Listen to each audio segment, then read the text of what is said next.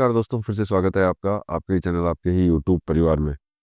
NCDEX और MCX के ऊपर चर्चा करेंगे क्योंकि मसाला मार्केट के अंदर जो है धनिये में कहीं न कहीं जो है वापस से मूवमेंट दिखाई देने लगे हैं और किस तरह से मूवमेंट दिखाई दे रहे हैं उसके ऊपर तो चर्चा करेंगे। बाकी बाय एंड डिप्स के ऊपर बेस्ट ट्रेडिंग की रणनीति के बारे में भी जानकारी लेंगे कि किस तरीके से जो है आप पूरे एग्जैक्ट लेवल के ऊपर टारगेट और स्टॉप लॉस के साथ में जो है आप आगे बढ़ सकें।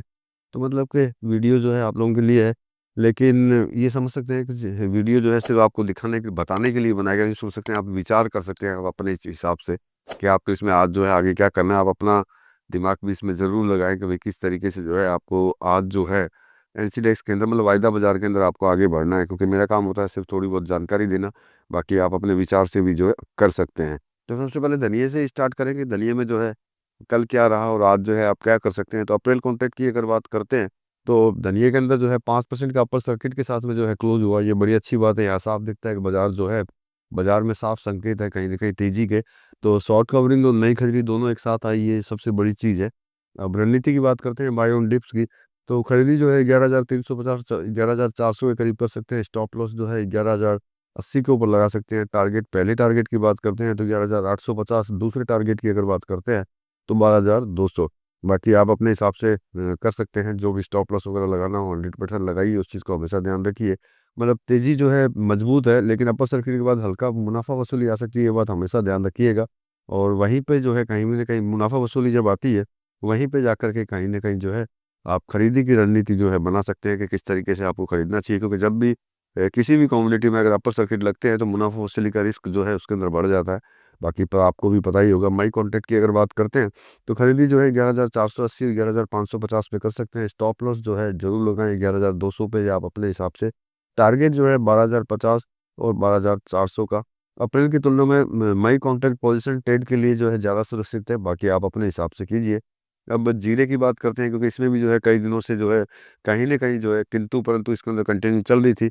लेकिन सबसे बड़ी चीज़ है अभी भी जीरे के अंदर जो है कहीं कि तेज़ उतार-चढ़ाव के साथ में जो मजबूती वापस बननी चालू हुई है।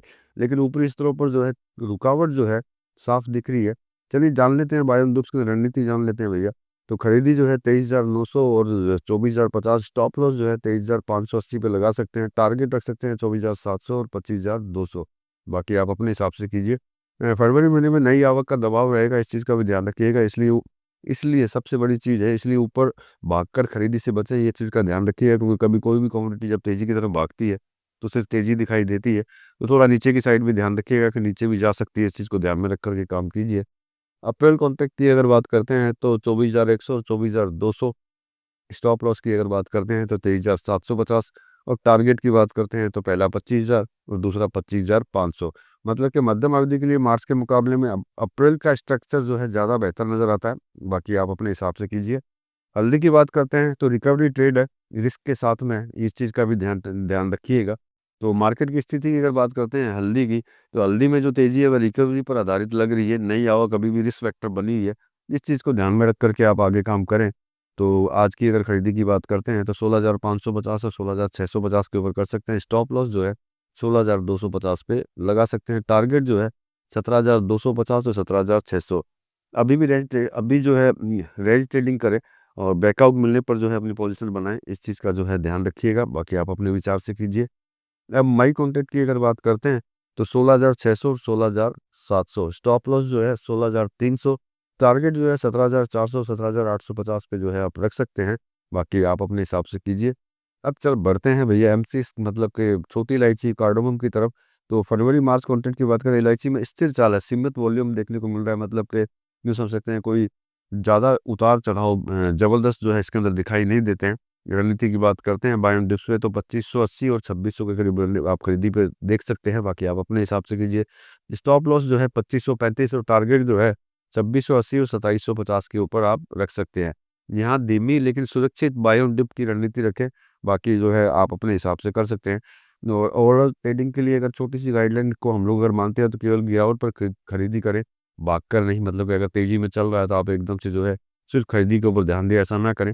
अपर सर्किट या तेजी के बाद सीधी एंट्री से बचें, इस चीज़ का भी ध्यान रखिए।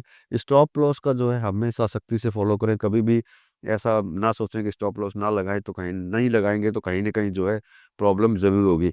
यूँ समझ लीजिए बड़ी खबर या सरकारी रिपोर्ट आने वाले दिन पोजीशन में का ध्यान रख सकते हैं, क्योंकि किसी भी चीज़ की न्यूज़ खबर जो है चाहे सरकार की तरफ से हो या किसी भी तरफ से आती है, उन चीज़ों का असर जो है इसके ऊपर कहीं न कहीं जो है पड़ता है।